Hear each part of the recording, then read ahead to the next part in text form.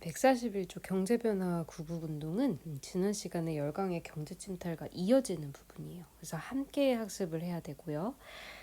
여기 보시면 지금 주식회사라든지 회사 이름이라든지 그다음에 뭐 수호운동이라든지 방공령이라든지 이런 단어들 나오고 있고요.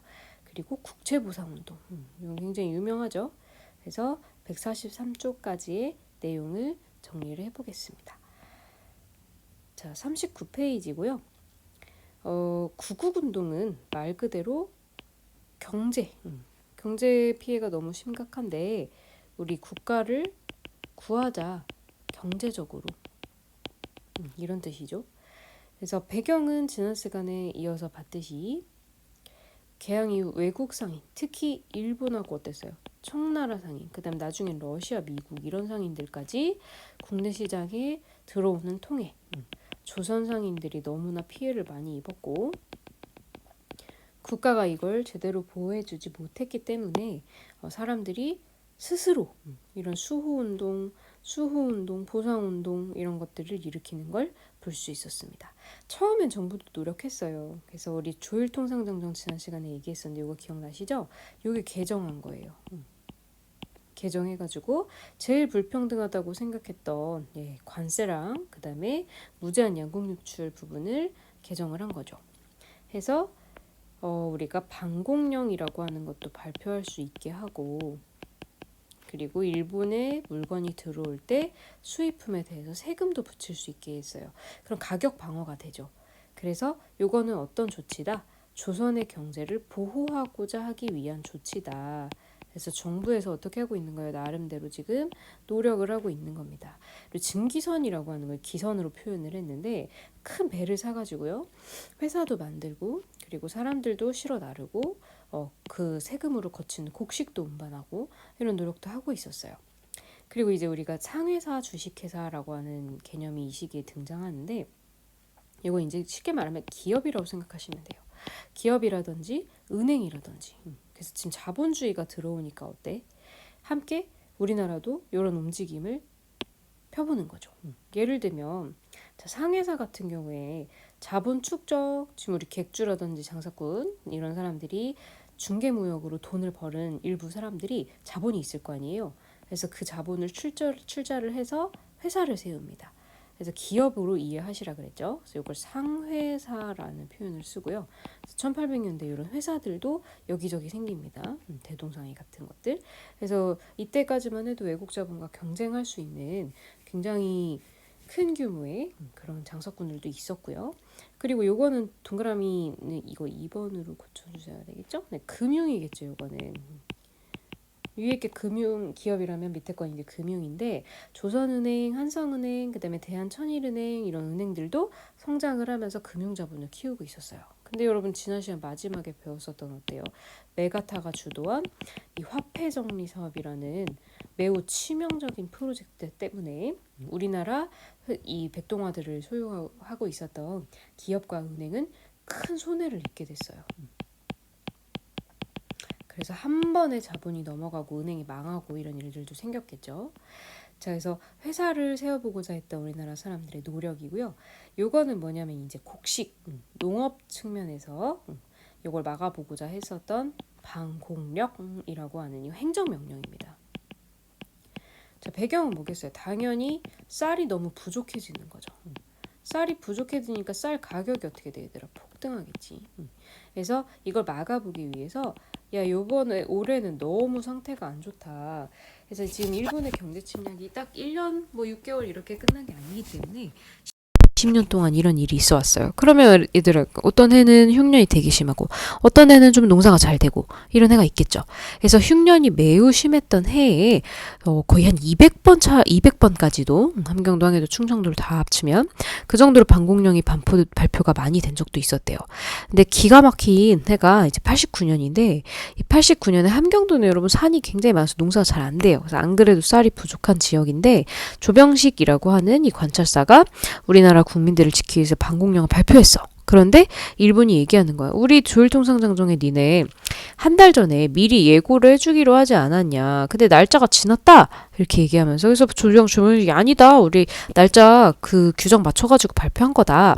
근데 일본이 야 그게 대사관에 넘어와서 우리나라 일본 정부에 전달되는 게 하루 이틀 더 걸리잖아. 그러니까 그것까지 계산해서 했었어야지. 라고 억지를 부리면서 방공령을 취소를 시키고 오히려 우리 때문에 곡식을 다른 나라에서 수입할 시간도 놓쳤다 그래가지고 손해배상금까지 내라 그래요. 근데 이거 이제 정부가 못 막죠. 그래서 엄청난 손해를 입게 되고요. 네, 죄송합니다. 자, 그 다음에 상권과 수호운동, 이거 이권 수호운동은 요거는 농업 부분이라면 요거는 상업 부분이라고 보실 수 있겠죠. 이권은 우리 여러 번 나오고 있는데 이로운 권리 이런 뜻이고요. 이득이 되는 권리 이런 뜻입니다.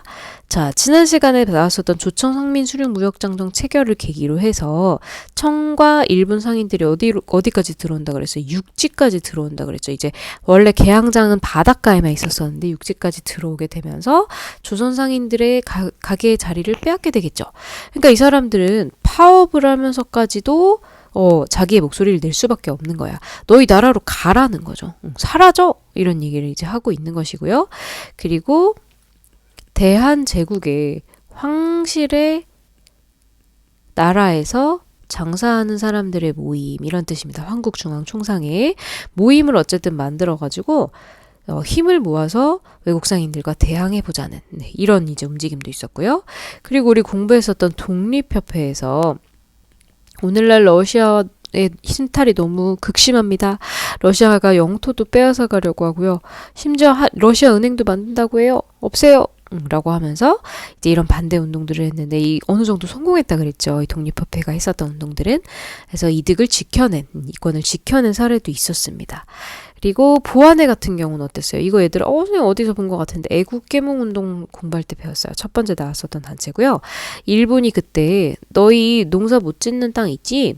그거 우리가 업그레이드 해줄게 이랬는데 보안회가 무슨 소리? 그거 업그레이드해서 너네가 그 황무지 개간해가지고 니네가 가지려고? 안 될 말이지 하면서 일본의 요구를 취소시키는데 성공했다 그랬어요.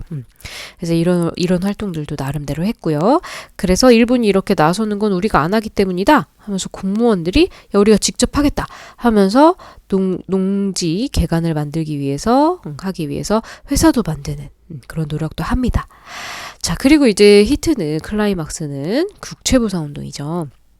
국채는 여러분 지난 시간에 얘기했었던 이 차관 쉽게 말하면 빚이에요. 빚. 국가가 국가에게 빌려주는 빚이기 때문에 10,000원, 20,000원 이런 게 아니라 몇 천억 원. 굉장히 비쌉니다. 몇억 원, 몇십억 원 막 이런 굉장히 대규모의 금액이고요. 그러면 그 이자도 굉장히 엄청나겠죠. 사람들도 어렴풋이 알았어요. 얘들아 이거 빚 못 갚으면 우리 일본의 노예가 될 수도 있다. 그리고 이건 얘네가 장기적으로 일부러 이렇게 하는 거다. 시스템으로 만들려는 거다. 그래서 그런 걸 사람들이 느끼고 있었기 때문에 야 우리 지금 술 마시는 사람 술값 아끼고 담배 피는 사람 담배값도 아껴가지고 빚을 갚자.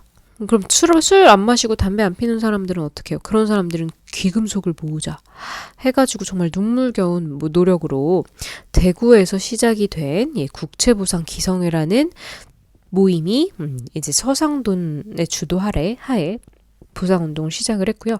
이 소식을 어디에서 실어줬냐면 애국계몽운동 단체에서 공부했었던 바로 대한매일신보라는 신문에서 대대적으로 이걸 홍보해줬습니다. 통감은 마음에 안 들었겠죠. 그래서 어떻게든 이거를 중단하고 싶어 했고 그래서 당시에 사장이 영국인이었기 때문에 우리 이 신문사 건드릴 수가 없었는데 그래서 주필 주요 메인 기자였었던 양기탁이 이 성금을 횡령했다는 혐의를 조작해서 이 사람을 감옥에 가두고 맙니다. 그러면 이게 사실이든 아니든 사람들은 그게 중요하지 않겠죠. 왜냐면 뭐 일본 사람들이 경찰들이 많고 재판하는 사람들 많고 이러니까 양기탁이라는 사람이 이거 돈 모아가지고 지가 가졌대. 그래? 그럼 이런 거 해봤자 소용없는 거 아니야? 하면서 사람들이 점점 안 내게 되겠죠. 그래서 양기탁은 나중에 무죄로 석방이 되지만 이런 어떤 노이즈, 굉장히 소음과 잡음을 일으켜서 이 운동을 방해하려고 했었던 일본의 의도가 있었던 거죠. 그래서 이 구국운동들은 사람들이 결코 가만히 있지 않았다는 이런 내용을 보여주고 있고요.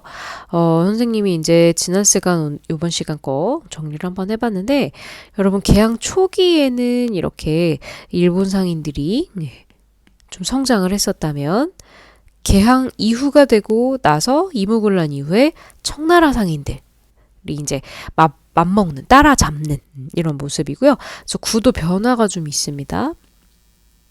그래서 일시정지하고 한번 보시고요. 네, 그리고 요거까지 이렇게 정리해봤어요. 자, 고생 많이 하셨고 복습 충분히 하셔야 합니다.